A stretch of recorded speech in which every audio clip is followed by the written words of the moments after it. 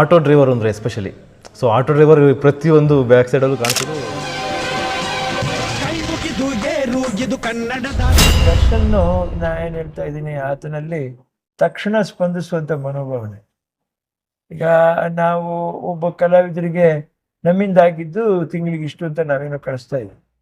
ಆ ದರ್ಶನ್ ಅವ್ರಿಗೆ ಅದು ಗೊತ್ತಾಗಿ ಪಾಪ ಆತ ಸಪ್ರೇಟಾಗಿ ತಾನು ಇದರಲ್ಲಿದ್ದರೂ ಕೂಡ, ಕಾರಾಗೃಹದಲ್ಲಿದ್ದರೂ ಕೂಡ ಅವ್ರು ಕಳಿಸಿದ್ದಾರೆ ಪಾಪ. ಅಂದರೆ ಈಗ ಜೈಲಲ್ಲಿ ಇದ್ರೂ ಹೌದು, ಅದು ಮಾಡಿದ್ದಾರೆ ಪಾಪ, ಮಾಡಿದ್ದಾರೆ. ಫಸ್ಟ್ ಆಫ್ ಆಲ್ ಮೊದಲೇ ಟ್ರಾಫಿಕ್ ಇದೆ, ಆ ಟ್ರಾಫಿಕಲ್ಲಿ ದುಡಿಯೋಕ್ಕಾಗ್ತಿಲ್ಲ, ಅಂಥದ್ರಲ್ಲಿ ಗ್ಯಾಸ್ ಬೇರೆ ಕೊರತೆ ಆಗಿದೆ, ಗ್ಯಾಸ್ಗೆ ಕ್ಯೂ ನಿಂತ್ಕೋಬೇಕಂತೆ.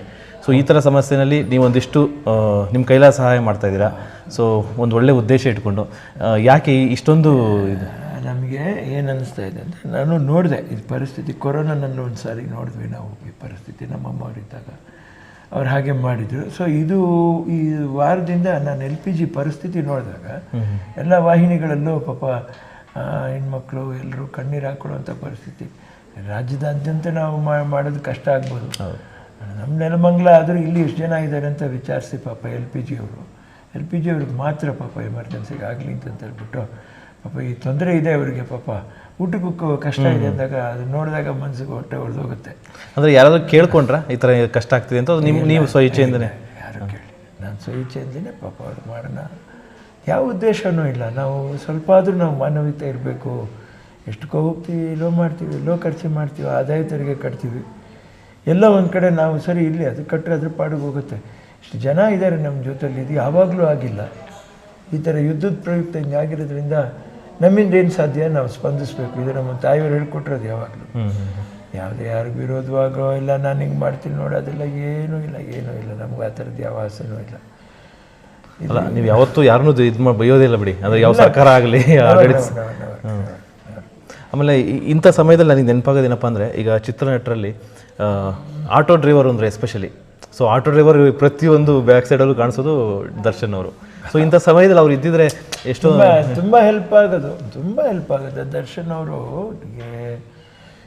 ನಾವೇನು ಹೇಳೋಕ್ಕೆ ಸಾಧ್ಯ, ಯಾವುದನ್ನು ಮಾತಾಡಲಿ, ತನಗೆ ಒಳ್ಳೆ ಮನಸ್ಸಿದೆ ಅನ್ನುವಂಥದ್ದನ್ನ ನಾವು ಹೇಳ್ಬೋದು. ಇನ್ನು ಉಳಿದಿದ್ದು ನಮ್ಗೆ ಹೇಳೋಕ್ಕೆ ಯಾವ ಅಧಿಕಾರನೂ ನಮಗಿರೋಲ್ಲ. ಆಮೇಲೆ ಏನೋ ಮಾತಾಡಿದ್ರೆ ತಪ್ಪಾಗೋಗುತ್ತೆ ಪಾಪ. ದರ್ಶನ್ನು ನಾ ಏನು ಹೇಳ್ತಾ ಇದ್ದೀನಿ, ಆತನಲ್ಲಿ ತಕ್ಷಣ ಸ್ಪಂದಿಸುವಂಥ ಮನೋಭಾವನೆ. ಈಗ ನಾವು ಒಬ್ಬ ಕಲಾವಿದರಿಗೆ ನಮ್ಮಿಂದ ಆಗಿದ್ದು ತಿಂಗಳಿಗೆ ಇಷ್ಟು ಅಂತ ನಾವೇನೋ ಕಳಿಸ್ತಾ ಇದ್ದೀವಿ. ಆ ದರ್ಶನ್ ಅವ್ರಿಗೆ ಅದು ಗೊತ್ತಾಗಿ ಪಾಪ ಆತ ಸಪ್ರೇಟಾಗಿ ತಾನು ಇದರಲ್ಲಿದ್ದರೂ ಕೂಡ, ಕಾರಾಗೃಹದಲ್ಲಿದ್ದರೂ ಕೂಡ ಅವ್ರು ಕಳಿಸಿದ್ದಾರೆ ಪಾಪ. ಅಂದರೆ ಈಗ ಜೈಲಲ್ಲಿ ಇದ್ರೂ ಹೌದು, ಅದು ಮಾಡಿದ್ದಾರೆ ಪಾಪ, ಮಾಡಿದ್ದಾರೆ. ಮಾಡಬೇಕು.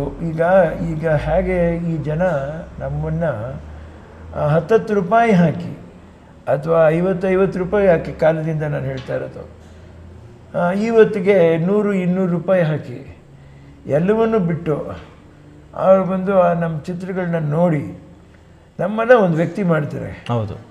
ಸೊ ಎಲ್ಲರೂ ನಮ್ಮ ಹತ್ರ ಅಪೇಕ್ಷೆ ಪಡಲ್ಲ. ಬಟ್ ಅದರಲ್ಲಿ ಕೆಲವು ಈ ಥರ ಆಟೋ ಚಾಲಕರು ಆಗಲಿ, ಹೋಟ್ಲಲ್ಲಿರ್ತಕ್ಕಂಥ ರೂಮ್ ಬಾಯ್ಸ್ ಆಗಲಿ, ಬಡ ರೈತರೇ ಆಗಲಿ, ಹೆಚ್ಚು ಕಡಿಮೆ ಆದಾಗ ನಮ್ಮಿಂದ ಏನು ಸಾಧ್ಯ ಅನ್ನುವಂಥದ್ದು ನಾವು ಯೋಚನೆ ಮಾಡೋಣ. ಅದೇನು ಕೆರೆಯ ನೀರನ್ನು ಕೆರೆಗೆ ಚೆಲ್ಲಿ ಅಂತ ಆ ಕಾಲದಲ್ಲಿ ಪುರಂದರದಾಸರು ಹೇಳಿದರು. ನಾವು ಕೆರೆಗೆ ಚೆಲ್ಲಕ್ಕಾಗಕ್ಕೆ ಸಾಧ್ಯ ಇಲ್ಲದಿದ್ರೂ ಕೂಡ ಯಾವರ ಪರಿಸ್ಥಿತಿ ನೋಡಿಕೊಂಡು ಹೀಗಿದ್ದರೆ ಆಗತ್ತಾ, ಮಾಡೋಕ್ಕಾಗ್ಬೋದಾ ನಮ್ಮಿಂದ ಅಂತ ನಾವು ಯೋಚನೆ ಮಾಡೋ ಕಾಲ ತುಂಬ ಹತ್ತಿರದಲ್ಲಿ ಬಂದಿದೆ. ಯಾರಿಗೆ ಏನು ಕಾದಿದೆ ನಾಳೆ ಬೆಳಗ್ಗೆ ಅಂತ ನಮಗೆ ಗೊತ್ತಿಲ್ಲ, ಮತ್ತೊಂದು ಗಳಿಗೆಯಲ್ಲಿ ಏನಾಗಿದೆ ಅಂತ ನಮಗೆ ಗೊತ್ತಿಲ್ಲ. ಯಾವ ಕಾಲ ಅವಕಾಶ ಇದ್ದಾಗ ಈ ಥರ ಪರಿಸ್ಥಿತಿ ಬಂದಾಗ ಸಾಧ್ಯವಾದಷ್ಟು ಏನು ನಾವು ಮಾಡೋಕ್ಕಾಗುತ್ತೋ ಮಾಡೋದು ಒಳ್ಳೆಯದು ಅನ್ನುವಂಥದ್ದು ನನ್ನ ಮನೋಭಾವನೆ ಅಷ್ಟೇ. ಈ ಥರ ಸಹಾಯ ಮಾಡುವಾಗ ನಿಮಗೆ ಅಮ್ಮ ನೆನಪಾಗ್ತಾರ? ಯಾಕೆಂದರೆ ಅವರು ಆಗಿನ ಗುಣನೇ ನೀವು ಪಾಲಿಸ್ತಾರೆ. ನಾನು ಮಾಡಿಲ್ಲ, ಇದು ನಮ್ಮ ಅಮ್ಮನೇ ಮಾಡಿಸಿರೋದು ನನ್ನ ಕೈಲಿ. ನಾನೆಲ್ಲಿ ಮಾಡೋಕ್ಕಾಗತ್ತೆ? ನನಗೆ ಯಾವುದು ತೋರಿಸ್ದಿಲ್ಲ ಸಂತೋಷದಲ್ಲಿ ಬೆಳೆಸ್ಬಿಟ್ರು ಅವರು. ಆಮೇಲೆ ಅವ್ರ ಹಾರ್ಟ್ ಅಟ್ಯಾಕ್ ಆದಮೇಲೆ ಜೀವನ ಅನ್ನುವಂಥದ್ದು ತೋರಿಸಿದ್ರು ನನಗೆ. ಈ ಪ್ರತಿಯೊಂದು ಅರ್ಥ ಮಾಡ್ಕೋಬೇಕು, ನೀನು ಇಷ್ಟರ ಮಧ್ಯದಲ್ಲಿ ನೀನು ಬದುಕಬೇಕು, ಈ ಬದುಕಕ್ಕೆ ನಿನ್ಗೆ ಎಷ್ಟು ಬೇಕು ಅಂತ ಕೇಳ್ತಾರೆ ನನ್ನ ತಾಯಿಯವರು. ಮಾಡಿ ಮುಗಿಸಿ ಮಣ್ಣಿಗೆ ಹೋಗೋಕೆ ಎಷ್ಟು ಬೇಕು ನಿನಗೆ? ಏನು ಮಾಡಿದ್ರೆ ಉಳಿಯಲ್ಲ. ಇನ್ನೊಂದು 10 ಲಕ್ಷ ಖರ್ಚು ಮಾಡಿದ್ರೆ ಇನ್ನೊಂದು 2 ವರ್ಷ 3 ವರ್ಷ ಜಾಸ್ತಿ ಉಳಿಬೋದು ನೀನು ಅಷ್ಟೇ. ಅಲ್ಲಿಗೆ ಮುಗಿಸ್ಕೊಂಡು ಹೋಗೋಕ್ಕೆ ನಿನಗೆ ಎಷ್ಟು ಬೇಕು ಜೀವನದಲ್ಲಿ ಅಷ್ಟು ನೋಡ್ಕೊ. ಯಾರಿಗೆ ನೀನು ಕೊಡಬೇಕಾಗಿದೆಯೋ ಬಾಕಿ ಎಲ್ಲ ಕೊಟ್ಬಿಡು. ಇಷ್ಟೇ ನಂದು ಅಂತಂತ ಹೇಳ್ಬಿಟ್ಟು ಪ್ರಾರಂಭದಲ್ಲಿ ಹೇಗಿದ್ದೆ ಆ ಮಟ್ಟಕ್ಕೆ ಇಳಿದ್ಬಿಡು. ನಿನಗೆ ನೆಮ್ಮದಿಯೇ ಇರುತ್ತೆ, ಜೀವನ ಹಗುರಾಗೋಗುತ್ತೆ ಅಂತಂದು ಹೇಳಿದ್ರು ಅವರಮ್ಮ. ಅದಷ್ಟೇ ನಾನು ಮಾಡ್ತೀನಿ. ಅಣ್ಣ, ಈಗ ಆಟೋ ಡ್ರೈವರ್ಗೆ ಎಸ್ಪೆಷಲಿ ಏನು ಹೇಳಕ್ಕೆ ಇಷ್ಟಪಡ್ತೀರಾ ಈ ಥರ ಕಷ್ಟದಲ್ಲಿ? ಏನು ನುಡಿಮುತ್ತುಗಳು ಒಂದು ಕಡೆ ಈಗ ಆಟೋ ಪರ್ಚೇಸ್ ಮಾಡುವಾಗ ಪಾಪ ಯಾವುದು ನಾನು ಇಂಡಸ್ಟ್ರಿಯಲಿಸ್ಟಿಗೆ ತೊಂದರೆ ಆಗಬೇಕು ಅಂತ ನಾನು ಹೇಳ್ತಾ ಇಲ್ಲ. ಕನ್ವರ್ಟಬಲ್ ಟೈಪು ಗಾಡಿಗಳು ತೊಗೊಳ್ಳಿ ಎಮರ್ಜೆನ್ಸಿಗೆ.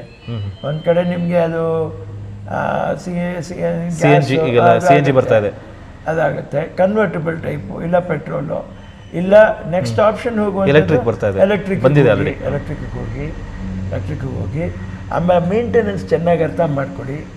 ಗಾಡಿ ಮೇಂಟೆನೆನ್ಸ್ ಚೆನ್ನಾಗಿರ್ಬೇಕದನ್ನ ಅದು ಇಟ್ಟಾಗ ನಿಮ್ಗೆ ಎಲೆಕ್ಟ್ರಿಕ್ ಕೂಡ ನಿಮ್ಗೇನು ಮೋಸ ಆಗೋದಿಲ್ಲ. ಸೊ ಮುಂದೆ ಹೋಗುವಂಥದ್ದು ಅದಕ್ಕೆ ಹೋಗಿ. ಈಗಿರುವಂಥ ಈ ಪರಿಸ್ಥಿತಿಗೆ ಈಗ LPG ಏನಿದೆಯೋ ಅದಕ್ಕೆ ಅಟ್ಲೀಸ್ಟ್ ಕನ್ವರ್ಟಬಲ್ ಕಿಟ್ ಆದರೂ ಹಾಕಿಬಿಟ್ಟು ಸ್ವಲ್ಪ ಪೆಟ್ರೋಲ್ನಲ್ಲಿ ಅವ್ರು ಓಡಿಸ್ಕೊಳ್ಳುವಂಥದ್ದನ್ನು ಪರ್ಯಾಯ ವ್ಯವಸ್ಥೆ ದಯವಿಟ್ಟು ಮಾಡಿಕೊಡಿ. ಅದು ನನಗೇನು ಅನ್ನಿಸ್ತದೆ, ಕಂಪ್ನಿಗೆ ನಾನು ಅದು ಮನವಿ ಮಾಡ್ತಾಯಿದ್ದೀನಿ. ಯಾಕಂದರೆ ಅವರು ನಿಮಗೆ EMI ಕಟ್ಟಬೇಕೆಲ್ಲ ಕಟ್ಟಬೇಕು ಅಂದರೆ ಗ್ಯಾಸ್ ಇಲ್ಲ ಅಂದರೆ ಹಿಂಗೆ ಕಾಯ್ಕೊಂಡು ಕೂತ್ಕೊಂಡ್ಬಿಟ್ಟು ಕಷ್ಟ ಆಗುತ್ತೆ. ಕನ್ವರ್ಟಬಲ್ ವಿತ್ ಪೆಟ್ರೋಲ್ ಹೋಗುವಂಥದ್ದು ಏನಾದರೂ ಮಾಡೋಕ್ಕಾಗತ್ತಾ ಇಂಜಿನಿಯರಿಂಗಲ್ಲಿ? ಅದನ್ನು ಕೇಳ್ತಾ ಇದ್ದೀನಿ ನಾನು. ಅಲ್ಲ, ಇವಾಗ ಬರ್ತಿರೋದೆಲ್ಲ CNG ಬರ್ತಾ ಇದೆ, ಮುಂಚೆ ಇದ್ದದ್ದು ಮಾತ್ರ ಸ್ವಲ್ಪ ಅದನ್ನೇ ಹೇಳ್ತಾ ಇರೋದು. ಈಗ ಮುಂಚೆ ಇದ್ದಿದ್ದು ಅದನ್ನು ಇಟ್ಕೊಂಡು ಸಾವಿರಾರು ಜನ, ಕೋಟ್ಯಾಂತರ ಜನ ಇದ್ದಾರಲ್ರಿ. ಅದಕ್ಕೆ ಏನಾದರೂ ಕನ್ವರ್ಟಬಲ್ ಕಿಟ್ ಆದರೆ ಚೆನ್ನಾಗಿರುತ್ತೆ. ಇಟಾಲಿಯನ್ ಕಿಟ್ ತರೋದು, ಯಾವುದಾದ್ರೂ ಒಳ್ಳೆ ಕಿಟ್ ಇದ್ದರೆ ಕನ್ವರ್ಟಬಲ್ ಪೆಟ್ರೋಲ್ನಲ್ಲಿ ಒಂದಷ್ಟು ದೂರ ಓಡೋ ಥರನೇ ಮಾಡಬೇಕಾಗಿತ್ತು. ಅದು ಎಲ್ಲ ಒಂದು ಕಡೆ ಪ್ಯೂರ್ LPG ಅಂತ ಹೋಗ್ಬಿಟ್ಟು ಕೂತ್ಕೊಂಡು ಅದು ಸ್ವಲ್ಪ ತೊಂದರೆ ಆಯ್ತು ಪಾಪ. ನಾವು ಯಾರು ಎದುರು ನೋಡಲಿಲ್ಲ. ಇದು ಈಗ ಎಸ್ಪೆಷಲಿ ಮನೆಯವರು ಅಂದರೆ ರೆಸಿಡೆನ್ಷಿಯಲಲ್ಲೂ ಸಹ ಇದು ಬರ್ತಾ ಇಲ್ಲ, ಗ್ಯಾಸ್ ಬರ್ತಾ ಇಲ್ಲ. ಅಂದರೆ ಒಂದು ತಿಂಗಳಿಗೆ ಒಂದೇ ಒಂದು ಈ ಥರದ್ದೇನೋ ಕಂಡೀಷನ್ಸ್ ಎಲ್ಲ ಇದೆ. ಹೌದೌದು. ನೀವು ಈ ಟ್ರೆಡಿಷ್ನಲ್ ಮೆಥಡಲ್ಲಿ ಏನು ಮಾಡೋಕ್ಕಾಗತ್ತೆ ನೋಡಿರಿ. ಕರೆಂಟ್ ವಿದ್ಯುತ್ ಬಿಲ್ ಜಾಸ್ತಿ ಆಗುತ್ತೆ ಅಂತ ಭಾವನೆ ಬಂದರೆ ವಿದ್ಯುತ್ತಲ್ಲಿ ಏನು ಮಾಡ್ಕೋಬೇಕು ಅಷ್ಟು ಮಾಡ್ಕೊಳ್ರಿ. ಆಮೇಲೆ ಈ ಆಹಾರದ ಪದ್ಧತಿನ ಬದಲಾಯಿಸ್ಕೊಳ್ರಿ. ಮಾಮೂಲಿ ರೈಸ್ ಐಟಮ್ಸು ಬೇಜಾರು ಮಾಡ್ಕೊಳ್ಳಲ್ಲ ಅಂದರೆ ಏನು ವಿನೋದ್ ರಾಜ್ ಅವರು ಗತಿ ಕೆಟ್ಟವ್ರ ಥರ ಮಾತಾಡ್ತಾರೆ ಅಂತ ಅನ್ಕೊಂಬೇಡ್ರಿ. ಅಂಗಡೀಲಿ ಒಳ್ಳೆ ನುಚ್ಚು ಸಿಕ್ಕತ್ತೆ, ತಗೊಂಬನ್ರಿ, ಬೇಗ ಬೇಯ್ತದೆ. So gas ಉಳಿಸ್ಬೋದು. ಒಂದು ಎಲೆಕ್ಟ್ರಿಕ್ ಇಂಡಕ್ಷನ್ ಸ್ಟವ್ ಇದ್ರೂ ಕೂಡ ಮೇಲೆ ಪ್ರೆಷರ್ ಕುಕ್ಕರ್, ರೈಸ್ ಕುಕ್ಕರ್ ಇಟ್ಕೊಂಡು ಅದನ್ನು ಮಾಡ್ಕೊಳ್ಳಿ. ಇನ್ನು ಮಾಡಿ ಮೇಲೆ ಟೆರೆಸ್ ಇದೆಯೋ ಅಥವಾ ಮನೆ ಹಿಟ್ಲತ್ರ ಸ್ವಲ್ಪ ಜಾಗ ಇದೆಯೋ 3 ಇಟ್ಟಿಗೆ ಕಲ್ಲು ಹಾಕ್ಕೊಂಡು ಸ್ವಲ್ಪ ಇರೋದ್ರಲ್ಲಿ ಅಂಗಡಿಗೆ ಹೋಗ್ಬಿಟ್ಟು ಸಾವಿರ ದುಡ್ಡು ಯಾವುದಾದ್ರು ಇದ್ದರೆ ನೀವು ರೀಪರ್ಗಳು ತೊಗೊಂಡ್ಬಿಟ್ಟು ಸ್ವಲ್ಪ ಹತ್ತಿಸ್ಕೊಂಡು ಹೆಂಗಾದರೂ ಒಲೆ ಬೇರೆ ಇದ್ಮೇಲೆ ಮಾಡ್ಕೊಳ್ಳೋಂಥದ್ದನ್ನು ಮಾಡಿರಿ. ಇನ್ನು ಬೇರೆ ಪರ್ಯಾಯ ವ್ಯವಸ್ಥೆ ನಾವು ಹುಡ್ಕೊಳ್ಳೇಬೇಕು. ಈಗ ಗ್ಯಾಸ್ ಇಲ್ದಂಗೆ ಏನೆಲ್ಲ ಮಾಡೋಕ್ಕೆ ಸಾಧ್ಯನೋ ಅದನ್ನೆಲ್ಲ ಯೂಸ್ ಮಾಡಿ ಪ್ರಯತ್ನ ಪಟ್ಟು ಮಾಡಿರಿ, ದಯವಿಟ್ಟು ಮಾಡಿರಿ, ಬೇಜಾರು ಮಾಡ್ಕೊಂಬೇಡ್ರಿ.